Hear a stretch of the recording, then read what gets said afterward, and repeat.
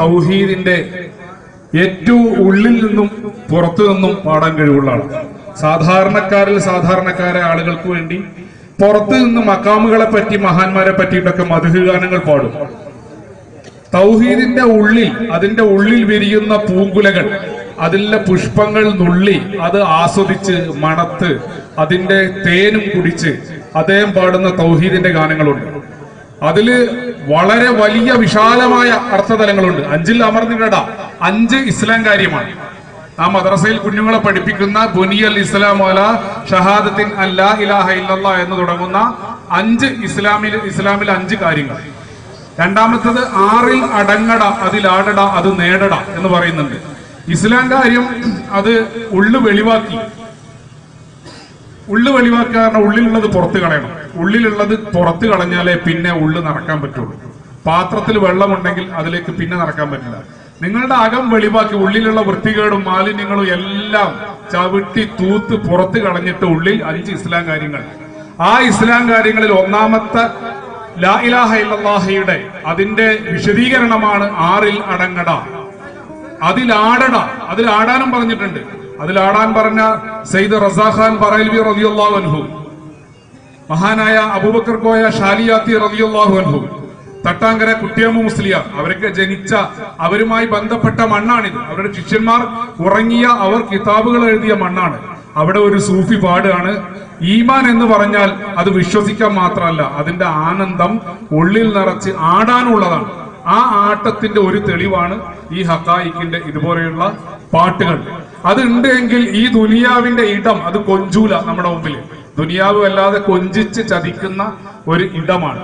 അതോടൊപ്പം തന്നെ പിന്നെ അമ്മാറത്ത് എന്ന അവസ്ഥ, ആത്മാവിന്റെ 7 അവസ്ഥകളുണ്ട്. അതില് വളരെ പ്രധാനമായ ഒന്ന്, മനുഷ്യനെ വഞ്ചിച്ച് കളയുന്ന എല്ലാ ദുഷിച്ച ഇച്ഛകളുടെയും ആഗ്രഹങ്ങളുടെയും മനസ്സിന്റെ അവസ്ഥയാണ്, ആത്മാവിന്റെ അവസ്ഥയാണ് അമ്മാറത്ത് എന്ന അവസ്ഥ. അത് വിട്ടിടണം. അത് വിട്ടാൽ മാത്രമേ എന്ത് ചെയ്യാൻ പറ്റുള്ളൂ? ഈമാനിന്റെ ആനന്ദത്തിൽ ഉള്ളിൽ ഉണരുന്ന തൗഹീദിന്റെ പാട്ടുകളിലൂടെ നമുക്ക് മുകളിലേക്ക് കയറാൻ പറ്റുള്ളൂ. അലിഫ് ലാം മീം അത് മറക്കണ്ട. അലിഫും ലാമും മീമുമായ ഒരു അവസ്ഥയുണ്ട്. അലിഫ് ലാം മീം മുഫസ്സിരീങ്ങളിൽ ചിലരൊക്കെ പറയാം അലിഫ് ലാമി, അതിന് പ്രത്യേകിച്ച് അർത്ഥമൊന്നുമില്ല. അതിന്റെ അർത്ഥം ആലോചിക്കൊന്നും വേണ്ട. മഹത്തായ അതിബൃഹത്തായ അർത്ഥങ്ങളുള്ള ലോകമാണ്. വിശദീകരിക്കാൻ ഇവിടെ സമയമില്ല. ഒരു കാര്യം ഉറപ്പാണ്, അലിഫും ലാമുമായ മുറബിയാക്കളായ മശായിഖന്മാർക്ക് അതിന്റെ അർത്ഥം തിരിയും. അലിഫും ലാമും, അലിഫ് ആകുക എന്ന് പറഞ്ഞാൽ യെസ്, ഉണ്ട്, അതെ എന്ന സമ്മതവും ഉണ്മയും കാണിച്ചു കൊടുക്കുന്ന ഗുരുക്കന്മാർ.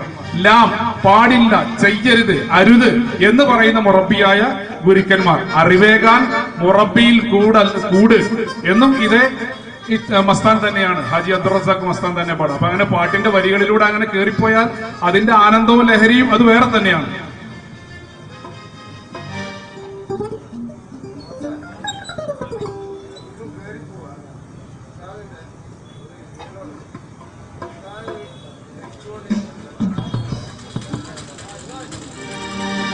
മെഹബൂബ് സുബ്ഹാനി മഅ്ഷൂഖ് റഹ്മാനി എന്ന് തുടങ്ങുന്ന ഗാനം സൈനുദ്ദീൻ പരപ്പനങ്ങാടി തന്നെയാണ് ആലപിക്കുന്നത്.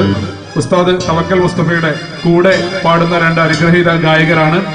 ഒന്നാമതായി സൈനുദ്ദീൻ പരപ്പനങ്ങാടി, അതോടൊപ്പം തന്നെ കോഴിക്കോട് ജില്ലക്കാരൻ കൂടിയായ ഇപ്പോൾ പരപ്പനങ്ങാടിയിൽ താമസിക്കുന്ന മൈസ ഫൈസൽ. ഇവർ 2 ആളുമാണ് സാധാരണഗതിയിൽ മുസ്തഫാക്കായെ പിന്തുടർന്ന് പാടാറുള്ളത്.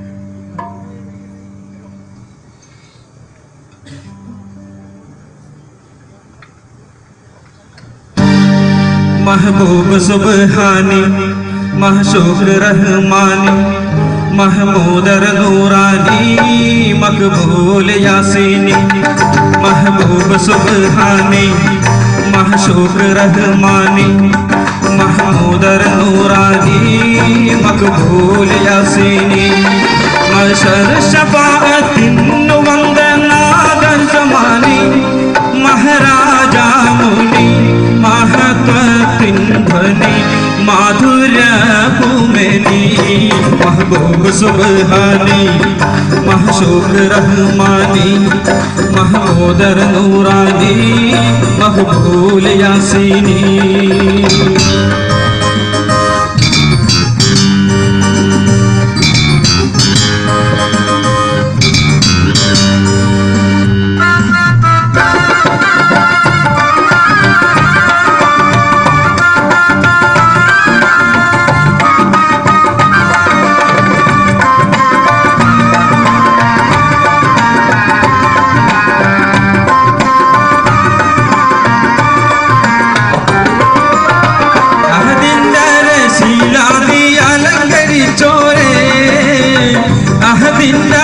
ശീലാദി അലങ്കരിച്ചോരേ അന്ത്യപ്രവാചകരായ ഇമ്പറസൂലനേ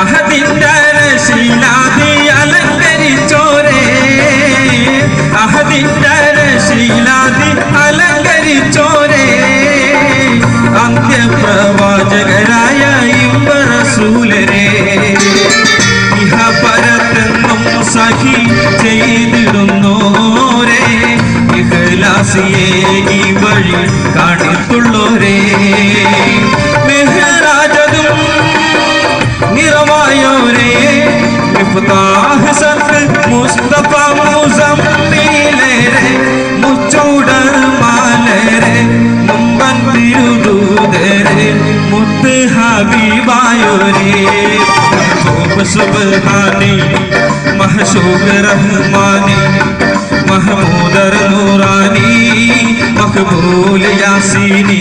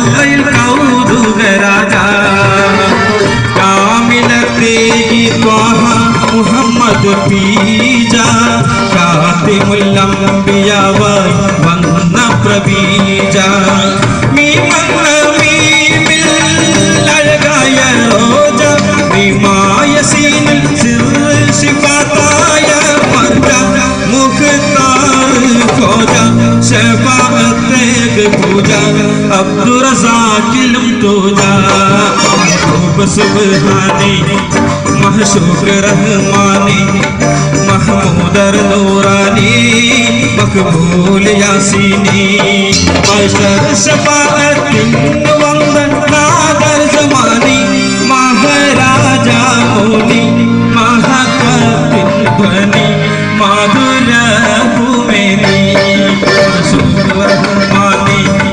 महशूक रहमानी महमूदर नूरानी मकबूल यासीनी महबूब सुब्हानी महशूक रहमानी महमूदर नूरानी मकबूल यासीनी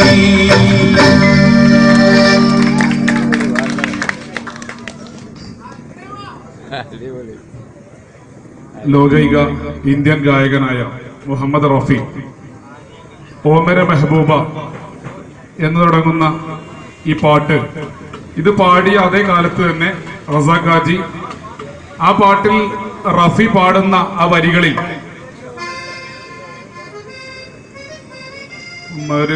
ഒരു മലിക് എന്ന പേരിൽ അവസാനിക്കുന്ന ഒരു വ്യക്തിയാണ് ആ വരികൾ എഴുതിയിട്ടുള്ളത്, ലിറിക്സ് എഴുതിയിട്ടുള്ളത്.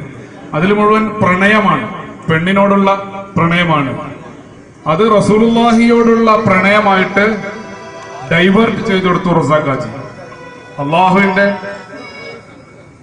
ഹബീബായ റസൂൽ കരീം സല്ലല്ലാഹു അലൈഹി വസല്ലമയോടുള്ള പ്രണയമായിട്ട്, ആധ്യാത്മിക പ്രണയ ലഹരിയായിട്ട് അതിനെ മാറ്റിയെടുത്തു. അതാണിപ്പോ സൈനുദ്ദീൻ വളരെ ഭംഗിയായി ഇവിടെ ആലപിച്ചത്.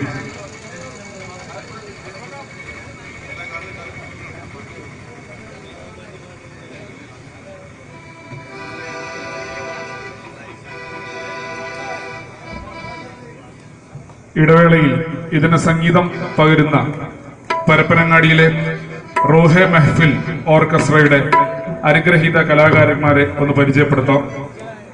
കീബോർഡ് വായിക്കുന്നത് മഹാനായ മറ്റൊരു കലാകാരന്റെ പുത്രൻ CP മുഹമ്മദ് സാഹിബ് വേങ്ങര.